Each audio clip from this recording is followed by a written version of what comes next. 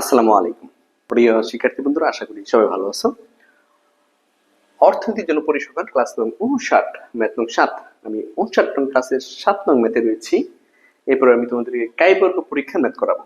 গুরুত্বপূর্ণ ক্লাস, একদম মনোযোগ সহকারে প্রথম থেকে শেষ পর্যন্ত ক্লাস দেখবেন ইনশাআল্লাহ। নিম্নে ছাত্রদের গণিত পরিসংখ্যানের ফলাফলের সম্পর্ক দেওয়া হলো। গণিত আর পরিসংখ্যানের সম্পর্ক দেওয়া হলো। গণিত উচ্চ মধ্যম নিম্ন গ্রেড আছে, আর পরিসংখ্যান উচ্চ মধ্যম এবং নিম্ন গ্রেড রয়েছে। গণিতের ফলাফল আর পরিসংখ্যানের ফলাফল পরস্পর স্বাধীন কিনা 5% গুরুত্ব স্তরে পরীক্ষা করো। ওকে, আমরা ফলাফল স্বাধীন কিনা 5% গুরুত্ব স্তরে পরীক্ষা করব। এখন দেখো, এই তথ্য দেখে প্রশ্ন থেকে বোঝার উপায় নেই যেটা কাই-স্কয়ার টেস্ট কেন হবে। স্টুডেন্টরা বুঝতে অসুবিধা হয় যে স্যার টি টেস্ট কখন হবে, জ্যাড টেস্ট কখন হবে, এফ টেস্ট কখন হবে, কাই-স্কয়ার টেস্ট কখন হবে। আমি একদম সহজ করে বলে দিই, এটা নিয়ে টেনশন করার কোনো কারণ নাই। যখন গড় টেস্ট করতে বলবে, সমগ্রকে গড় পরীক্ষা করতে বলবে, সমগ্র গড়ের তুলনা করতে পারবে, গড় সমগ্রকে গড়, সেটা সমগ্র গড় তুলনা বা সমগ্র গড় নির্দিষ্ট মানের পরীক্ষা, এরকমটা যদি থাকে সমগ্র গড়ের পরীক্ষা, হ্যাঁ, সমগ্র গড়ের তুলনা, সমগ্র গড়ের নির্দিষ্ট মান এর তুলনা, এরকমটা যদি থাকে, সমগ্র গড় থাকলেই হয় টি টেস্ট হবে, না হয় জেড টেস্ট হবে। কখন টি টেস্ট কখন জেড টেস্ট হয়, ওইটা আমি আমার টি টেস্ট জেড টেস্ট ক্লাসে সুন্দর করে আলোচনা করেছি। তাহলে গড় গেল। এবার ভেদাঙ্ক, যদি কখন ভেদাঙ্ক তুলনা করতে পারে এবং দুটি সমগ্রক থেকে, দুটি সমগ্রক তার ভেদাঙ্ক তুলনা করবে, দুটি সমগ্রক এবং তার ভেদাঙ্ক তুলনা করবে, ওই ক্ষেত্রে হবে এফ টেস্ট। ভেদাঙ্ক তুলনা করতে গেলে এফ টেস্ট হয়। আর কাই-স্কয়ার টেস্টের ক্ষেত্রে অনেক সময় ভেদাঙ্ক পরীক্ষা করা হয়ে থাকে টেস্টের মাধ্যমে, যদি সমগ্রক একটা থাকে, অর্থাৎ সমগ্রক যদি একটা থাকে তাহলে সমগ্রক একটা থাকবে এবং তোমাকে যদি ভেদাঙ্ক পরীক্ষা করতে বলে, সমগ্রক একটা থাকবে এবং তোমাকে যদি ভেদাঙ্ক পরীক্ষা করতে বলে তাহলে হবে কাই-স্কয়ার টেস্ট। আর সমগ্রক দুইটা ভেদাঙ্ক পরীক্ষা করতে বলছে, অবশ্যই এফ টেস্ট। আর যদি সংশ্লেষণ পরীক্ষা করতে বলে তাহলে টি টেস্ট অথবা জেড টেস্ট হয়ে থাকে। শেষ, আর তো কিছু কাহিনী নেই। তাহলে গড় বলো ভেদাঙ্ক বলো, গড় ভেদাঙ্ক বলে এফ টেস্ট, টি টেস্ট জেড টেস্ট গেল। আর এছাড়া বাকি অ্যাডজেক্টিভ থাকবে অনেক সময়, অথবা সম্পর্ক পরীক্ষা, নিরপেক্ষতা পরীক্ষা, সমতা পরীক্ষা, এই ধরনের যদি কিছু থাকে তাহলে সেটা হবে কাই-স্কয়ার টেস্ট। এখানে গড়ের পরীক্ষা নাই, ভেদাঙ্ক পরীক্ষা নাই, তাহলে অবশ্যই কি কাই-স্কয়ার টেস্ট।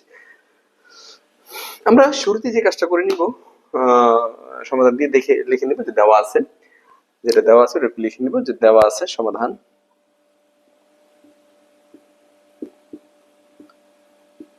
দেওয়া আছে, যেটা দেওয়া আছে এটা সুন্দর করে উঠাবা।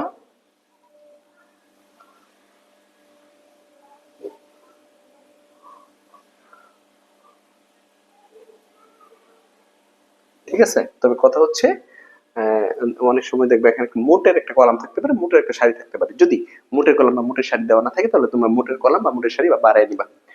অবশ্যই এখানে মোটের একটা কলাম বানাইতে হবে, আবার মোটের একটা সারি বানাতে হবে। যদি মোট দেওয়া থাকে থাকলেই, না থাকলে আমরা অতিরিক্ত একটা কলাম অতিরিক্ত একটা সারি করে নিব।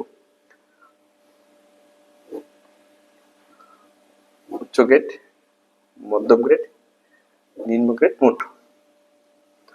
উচ্চ গ্রেড, মধ্যম গ্রেড, নিম্ন গ্রেড, মোট।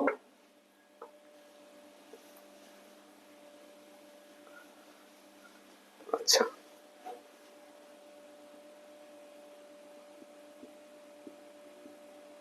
গণিত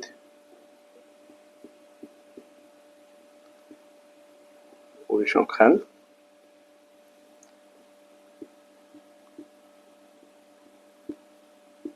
উচ্চ গ্রেড, মধ্যম গ্রেড, নিম্ন গ্রেড। ঠিক একইভাবে এখানে উচ্চ গ্রেড, মধ্যম গ্রেড, নিম্ন গ্রেড, মোট। তার উচ্চ গ্রেড 65, 71, 12 মোট। যদি মোট দেওয়া থাকে থাকলে মোট, যদি দেওয়া না থাকে তাহলে তুমি মোট লিখে নিবে। আর এখানে এটা হচ্ছে প্রথম সারি, প্রথম সারির ক্ষেত্রে আর 1 দিবা, যোগ করে তুমি মোট লিখে নিবা। তারপর হচ্ছে 47, 163, 38, এটা হচ্ছে দ্বিতীয় সারি, আর 2 সারি, ইংরেজি হচ্ছে রো, ওকে আমরা আর দ্বারা প্রকাশ করে থাকি। 14, 42, 85, এটা হচ্ছে আর 3। প্রথম কলাম C1, দ্বিতীয় কলাম C2 3 তে পেলাম C3। ঠিক আছে, এখন তুমি মোট করবা, যোগ করে নিবা। যোগ করো 65 71 12 148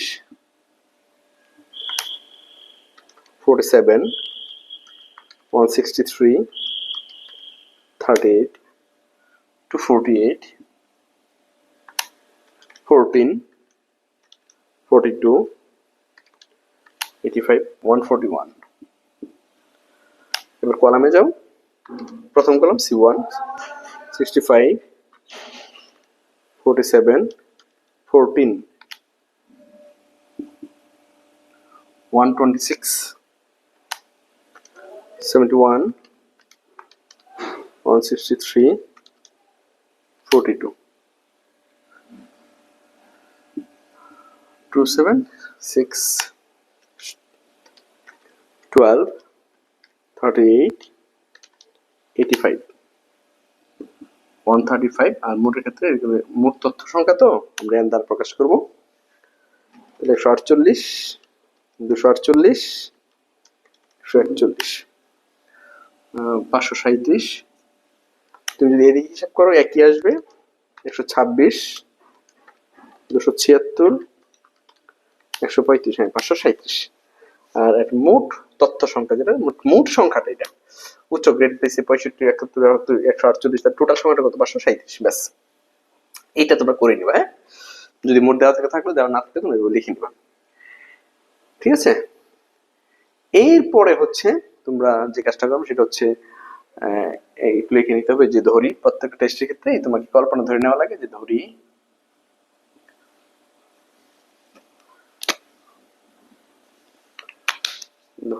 নাস্তি কল্পনা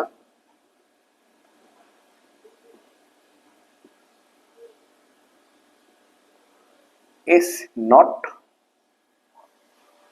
হচ্ছে তোমাকে যেটা বলছে যে গণিতের ফলাফল পরিসংখ্যানের ফল পরস্পর স্বাধীন কিনা। হ্যাঁ, আমরা নাস্তিতে সবসময় পজিটিভ অথবা সমান দেবো, পজিটিভ সমান এগুলো যদি থাকে তাহলে নিরপেক্ষ এগুলো থাকে, আমরা নাস্তিতে ধরে থাকি। আমরা লিখবো যে গণিতের ফলাফল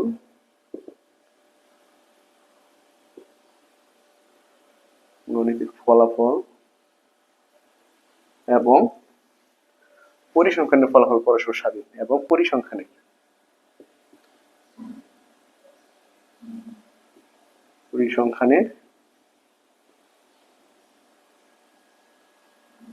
ফলাফল পরস্পর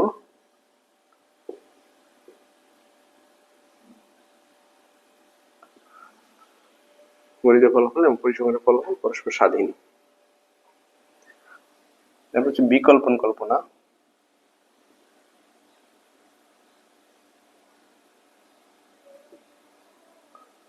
HA অথবা H1 লিখতে পারো। এটা যদি স্বাধীন লেখো আর লিখবো স্বাধীন নয়, যদি লেখো নিরপেক্ষ আর লিখবো নিরপেক্ষ নয়, যদি বলি সম্পর্ক আছে আর লিখবো কি সম্পর্ক নাই। বিকল্প হচ্ছে নাস্তিক কল্পনার উল্টাটা। এটা একটা কল্পনা ধরে নিছি আর কি, আমরা একটা কল্পনা ধরে ম্যাথটা করতে হবে। তো স্বাধীন, আমরা বিকল্প লিখবো স্বাধীন নয়, যে গণিতের ফলাফল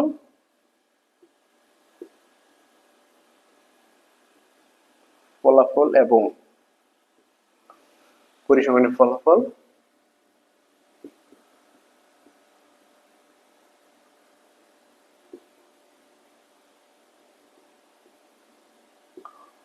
পরস্পর স্বাধীন নয়।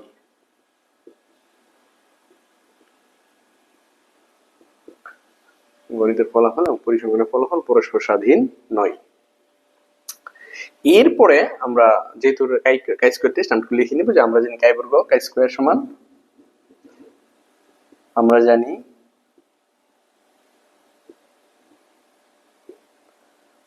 কাই বর্গ এটা হচ্ছে কাই স্কয়ার। এক্সটা মাথা উপরে নিচে একটু লম্বা হবে। হ্যাঁ, এটা হচ্ছে গ্রিক অক্ষর। কাই স্কয়ার সমান সূত্র হচ্ছে সামেশন ওমেন সেট E whole square by E. Summation পুরোটার সাথে এটা হচ্ছে কাই বর্গের সূত্র। যদি ভেদাঙ্ক পরীক্ষা করতে পারি তাহলে ভিন্ন একটা সূত্র হয়, আমরা তো ভেদাঙ্ক পরীক্ষা করতেছি না, এই সূত্র। আবার যদি এরকম পর্যায়ক্রমিক সংখ্যা দুইটা থাকে, কেবল দুইটা, তাহলে এই সূত্রের মধ্যে একটু পার্থক্য আছে। এখানে পর্যায়ক্রমিক সংখ্যা বলতে এইগুলোকে আমরা বুঝবো। এরকম যদি দুইটা থাকে কেবল, তাহলে একটু ভিন্ন সূত্র হয়, যেটা আমি পরে দেখাবো। এখানে তো দুইটা না, পর্যায়ক্রমিক সংখ্যা বেশি, তাহলে এই সূত্রটা হবে। শুধুমাত্র দুইটা হলে এটা ইয়ার সংশোধনের সাথে করতে হয়, এটা আমি পরবর্তীতে দেখাচ্ছি। আর যেহেতু পর্যালোচনা সংখ্যা দুইটা না, তাহলে এই সূত্রটা হবে। ঠিক আছে, আমরা এই সূত্র দিয়ে কাইবারকে বেশিরভাগ অঙ্ক করে থাকি। এখন লিখবো যে কাইবার নির্ণয়ের জন্য উপযুক্ত সারণী তৈরি করি। এখন লিখবো যে উপযুক্ত সারণী তৈরি করি। উপযুক্ত সারণী তৈরি করি, ব্যাস। এখন উপযুক্ত সারণী তৈরি করবো আমরা। ঠিক আছে, এখানে তো ধরবে না, টোটাল 9টা। আমি একটু উপরে গুলো মুছে ফেলি। হ্যাঁ, একটু খাতা তুমি উঠে আনো, টোটাল অংশটা উঠে আনো। আমরা নাস্তিক কল্পনায় ধরছি কিন্তু পরস্পর স্বাধীন। ওকে, এখন লিখবো যে উপযুক্ত সারণী তৈরি করা হলো। তাহলে আমরা এখন উপযুক্ত সারণীটা তৈরি করব।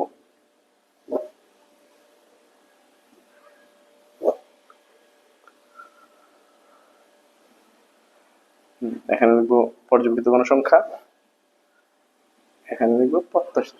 এখন হচ্ছে পর্যবেক্ষিত গণসংখ্যা, পর্যবেক্ষিত গণসংখ্যা। পর্যবেক্ষিত গণসংখ্যাকে আমরা উদাহরণ প্রকাশ করব। আর এখানে লিখবো প্রত্যাশিত গণসংখ্যা।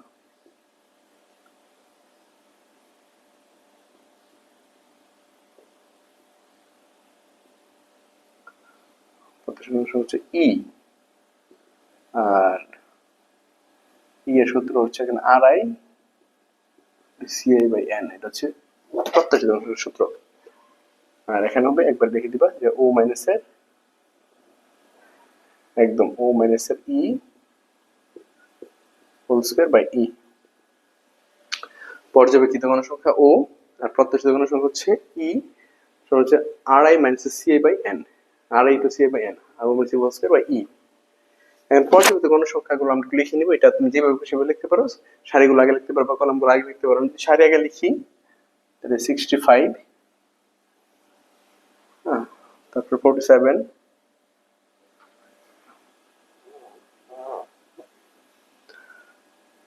এটা একটু বড় দরকার আমার।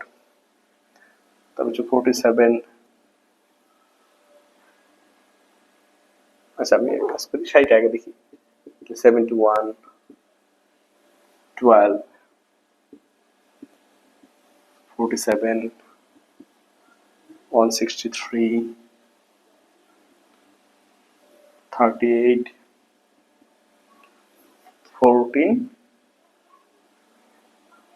42, 85, 85। ঠিক আছে, আর এখানে মোটের একটা সারি দিয়ে দিব লাস্টে।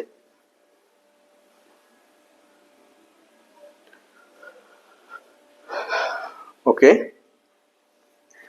এখন যে কাজটা আমরা করবো সেটা হচ্ছে প্রত্যেক গণসংখ্যা বের করবো কিভাবে। এখানে পর্যাপ্ত গণসংখ্যা হচ্ছে যতগুলো সংখ্যা আছে এগুলো প্রত্যেকটা পর্যাপ্ত গণসংখ্যা, তুমি সারি বা কলম যে কোনো একটা আগে লিখতে পারো। আর প্রত্যেক গণসংখ্যার ফর্ম হচ্ছে R into C by N. R I দ্বারা আই এর সবগুলোকে বুঝি আমরা, আর এর সবগুলো বুঝি R1 R2 R3। হ্যাঁ, আবার একটু বলি আমি, প্রত্যেক গণসংখ্যা হচ্ছে R I into C I by N. R I বলতে এখানে তিনটা আর আছে, তিনটা সারি, R1 R2 R3, তিনটাকে বুঝবো আমরা। সি আই বলতে এরকম তিনটাকে বুঝবো। ওকে, খুব সহজ, ভালো করে খেয়াল করবা। 65 এই পর্যবেক্ষিত গণসংখ্যাটা তুমি দেখবে এখানে কোথায় আছে, এই যে আমার এখানে আছে। এটার বিপরীতে তুমি দেখবা R1 R2 R3 এর মধ্যে কোনটা, 65 বরাবর আছে R1। তাহলে আমি এখানে লিখবো হচ্ছে R1 ইন্টু এই 65 বিপরীতের কলাম কোনটা, C1, C1 বাই n। যদি মান বসাও, আর 1 এর মান হচ্ছে 148, আর C1 এর মান হচ্ছে 126, ভাগ করে দিব n হচ্ছে 537। এবার তুমি হিসাব করে দেখো কত আসে। খুব মজার কিন্তু, যদি বুঝো আর কি। হ্যাঁ, আমি হয়তো কোনো বই এরকম পাবো না আমি যেভাবে করাচ্ছি। তাহলে 148, বুঝছো তো বিষয়টা? এই 65 বরাবর কি আছে দেখবা, আর আর থেকে একটা যাবে, সি থেকে একটা যাবে, তাহলে R1 C1 বাই n। তাহলে এখন হচ্ছে 148, 126 ভাগ করবো 537 দিয়ে, 34.726, মানে 73। ওকে, এরপরে যাও 71। 71 বরাবর আছে R1 আর আছে C2। তাহলে R1 C2/n 148 আর C2 হচ্ছে 276 ভাগ 537 148 ইন্টু 276 ভাগ 537 76.07 0.67 তো তাহলে 0.7 লিখতে পারি আমরা। তারপর এই 12 বরাবর হচ্ছে R1 C3 R1 C3/n তাহলে R1 কত 148 আর C3 হচ্ছে 135 ভাগ করো 537 দিয়ে তাহলে 148 আর হচ্ছে 135 ভাগ করবো 537 37.21 তারপর 47 যাও 47 বরাবর আছে R2 তাহলে R2 এখানে আছে C1 ভাগ করবো n দিয়ে R2 কত 248 আর C1 126 ভাগ করো 537 তাহলে 248 ইন্টু 126 ভাগ 537 58.19 189 তো 19 লেখা যায়। তারপর 163 বরাবর হচ্ছে R2 আর C2 R2 C2/n 163 R2 হচ্ছে 248 আর C2 হচ্ছে 276 ভাগ করবো 537 দিয়ে 248 276 ভাগ 537 127.46 তারপর 38 বরাবর যাও 248 R2 ইন্টু C3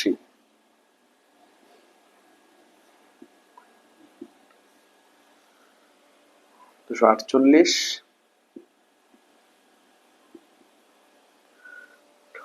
135 537 248 30 ভাগ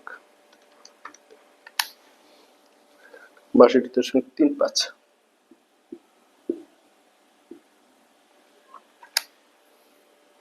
তারপরে দেখো 14 বরাবর হচ্ছে R3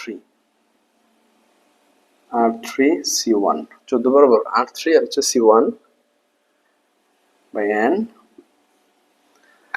R3 হচ্ছে 141 C1 হচ্ছে 126 ভাগ হচ্ছে 537 তাহলে 141 126 ভাগ 537 33.08 তারপর 42 হলো R3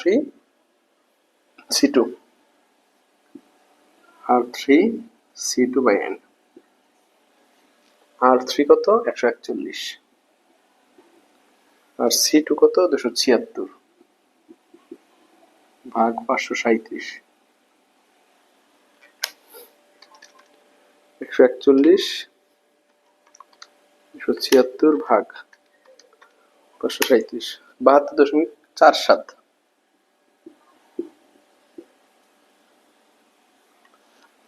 এটা হচ্ছে R3 C3/n R3 হচ্ছে 141 C3 135 537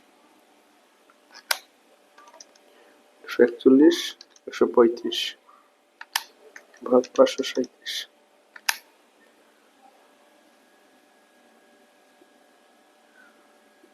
ওকে, এটা করে নিলাম। এবার ও মাইনাস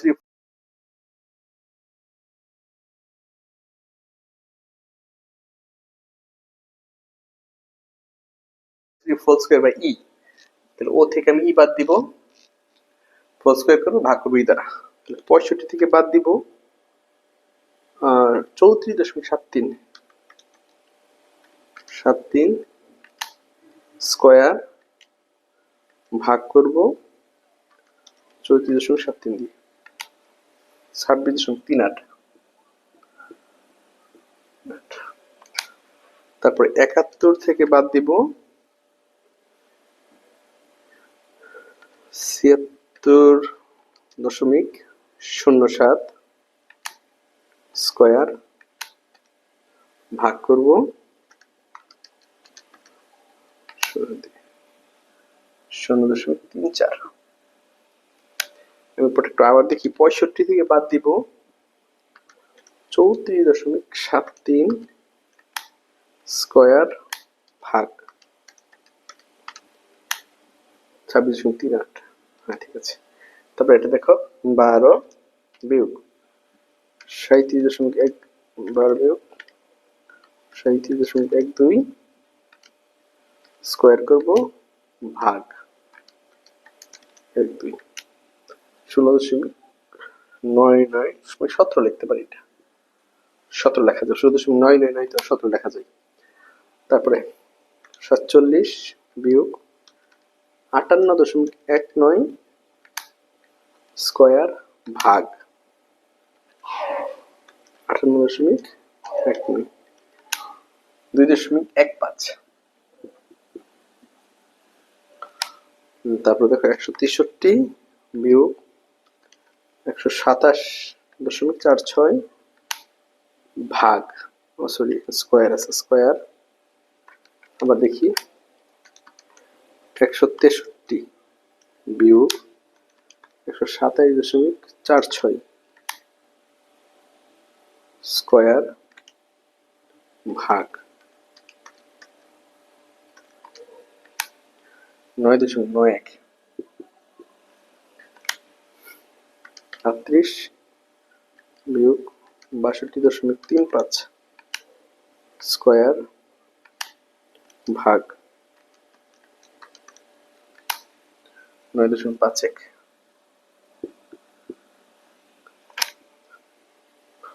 14 বিয়োগ 0.8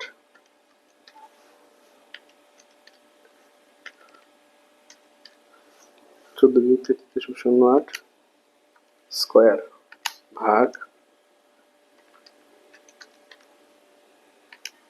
11। 11.005, 11 লিখতে পারি। তারপর 42 বিয়োগ 72.47, 42 বিয়োগ 72.47 স্কয়ার ভাগ 72.47, 12.81। 85 বিয়োগ 35.45 স্কয়ার ভাগ 35.45।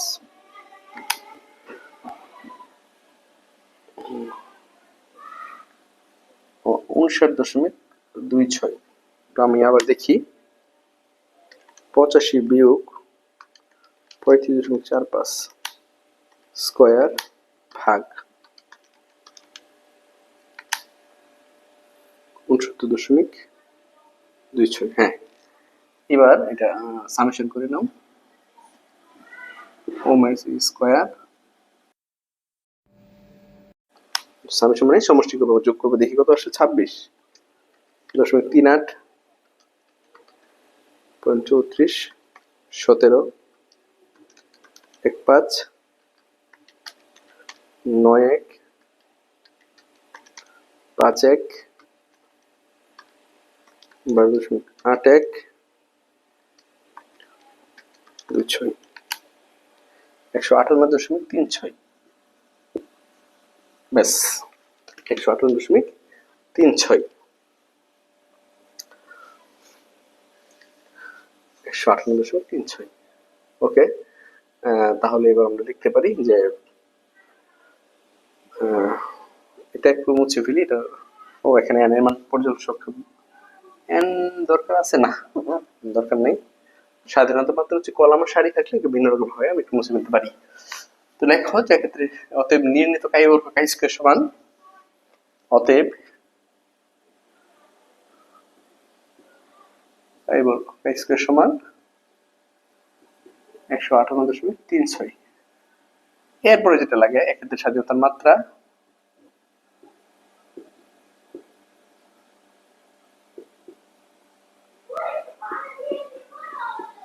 ডিগ্রি অফ ফ্রিডম, স্বাধীনতার মাত্রা degree of freedom r-1 c-1।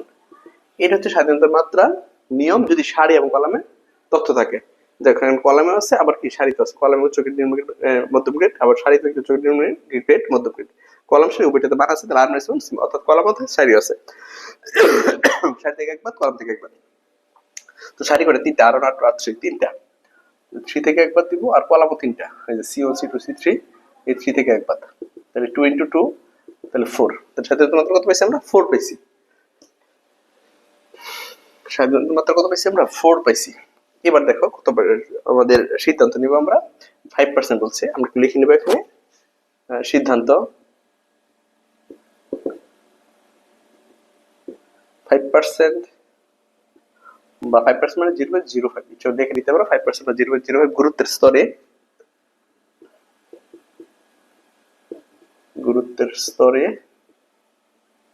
এবং 0.05 গুরুত্বের স্তরে এবং 4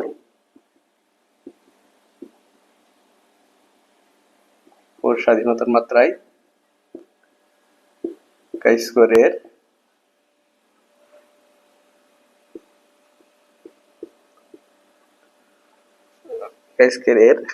একপার্শ্বিক দ্বিপার্শ্বিক। আমাদের নাস্তিক কল্পনা ছিল পরস্পর স্বাধীন, আর বিকল্প দেখছি স্বাধীন নয়। তো নাস্তিক বিপরীত হচ্ছে স্বাধীন নয়, তাহলে একটা শুধু, তাই না? যদি বলা স্বাধীন, বিপরীতটা কি? স্বাধীন নয়।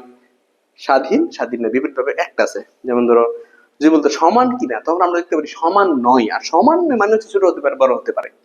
কিন্তু যদি বলে নিরপেক্ষ কিনা, তাহলে একটা বছর নিরপেক্ষ, একটা নিরপেক্ষ নয়, টোটালি একটা হবে। স্বাধীন নয় শুধু এক পাশ, স্বাধীন নয় এক পাশ। যদি সমান কিনা, তো সমান যদি না হয় তাহলে বড় হতে পারে, ছোট হতে পারে। ওই ক্ষেত্রে দুই পাশ হয়।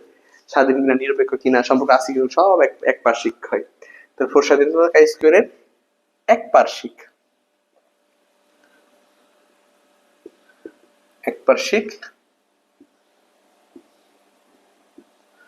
তাত্ত্বিক মান বা টেবিল মান বলতে পারি আমরা।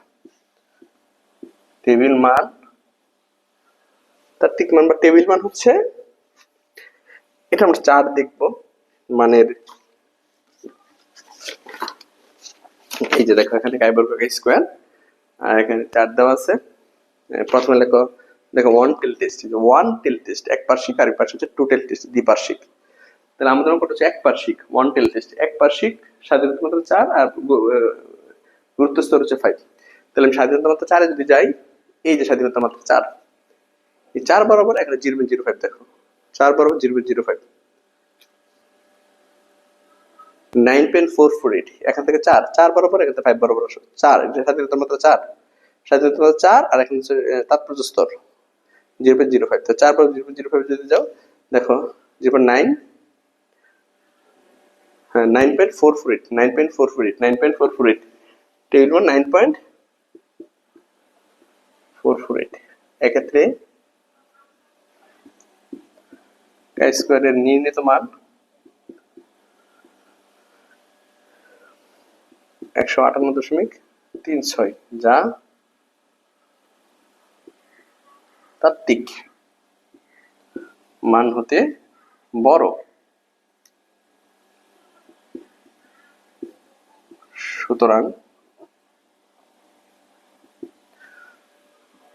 সুতরাং নাস্তি কল্পনা গ্রহণযোগ্য নয়। 5% 5% জিরো করতে স্তরে এবং স্বাধীনতা মাত্রা স্কোয়ারের একপার্শ্বিক তাত্ত্বিক মান বা টেবিল 9.9448 এক্ষেত্রে স্কোয়ার নির্ণীত মান 128.300 যা তাত্ত্বিক মান থেকে বড়, সুতরাং নাস্তিক কল্পনা গ্রহণযোগ্য নয়। নাস্তিক কল্পনা গ্রহণযোগ্য নয় মানেই হচ্ছে যে অর্থাৎ গণিতের ফলাফল পরস্পর স্বাধীন নয়। নাস্তিক কল্পনা গ্রহণযোগ্য নয়, নাস্তিক কল্পনা গ্রহণযোগ্য নয়, এরপর তুমি কথা লিখে নিতে পারো যে অর্থাৎ গণিতের ফলাফল এবং পরিসংখ্যানের ফলাফল পরস্পর স্বাধীন নয়। নাস্তিক কল্পনা গ্রহণযোগ্য নয় এই পর্যন্ত একটা অঙ্ক হবে। আর যদি তুমি নাস্তিক কল্পনা গ্রহণযোগ্য নয় মানেটা কি, তুমি নাস্তিক যেটা বিকল্প যেটা নাস্তিক গ্রহণযোগ্য নয় মানে হচ্ছে বিকল্পটা জ্বালাচ্ছে সেটা গ্রহণযোগ্য। তো নাস্তিক কল্পনা গ্রহণযোগ্য নয় অর্থাৎ বিকল্পটা লিখে নিবা, গণিতের ফলাফল এবং পরিসংখ্যানের ফলাফল পরস্পর স্বাধীন নয়। আর গ্রহণযোগ্য নয় কেন বললাম, টেবিল মান থেকে যদি নির্ণীত মান বড় হয় তাহলে সেটা কখনোই গ্রহণযোগ্য নয়। স্ট্যাটিস্টিক্যাল যে কোনো টেস্ট হোক, টি টেস্ট হোক, জ্যাট টেস্ট হোক, কাই স্কয়ার টেস্ট হোক, এফ টেস্ট হোক, টেবিল মান যেটা দেওয়া আছে, তাত্ত্বিক মান যেটা দেওয়া আছে, এটা পরিষ্কার একটা মান দিচ্ছে আদর্শ মান, এই মান থেকে বড় মান হলে মান গ্রহণযোগ্য হবে না। তাহলে আমরা যেটা বের করছি এটা কখনোই বড় হওয়া যাবে না, আমাদের এটা ছোট হতে হবে, ছোট হলে গ্রহণযোগ্য হবে।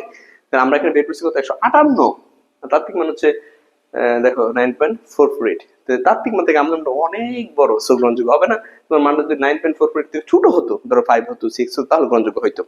তো নির্ণীত মানটা বড় হলে কখনোই গ্রহণযোগ্য হয় না। আমরা 5% গুরুত্ব স্তর 5% বা 0.05 গুরুত্ব স্তরে এবং 4 স্বাধীনতা মাত্রায় কাজ করে একপার্শ্বিক তাত্ত্বিক মান বা একপার্শ্বিক কেন, একদিকে নিরপেক্ষ নয়, একটা পাশ শুধু, তাই না, একটা বিপরীত সম্পর্ক নাই, মানে এক সম্পর্ক নাই শুধু, ব্যাস।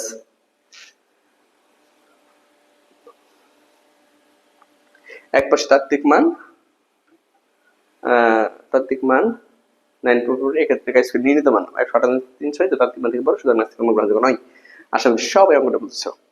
আমার ক্লাস যদি ভালো লাগে তুমি বন্ধু বান্ধব সবাইকে অনলাইন ক্লাসের বিষয়ে শেয়ার করো। ভালো থাকো, সুস্থ থাকো, আসসালামু আলাইকুম।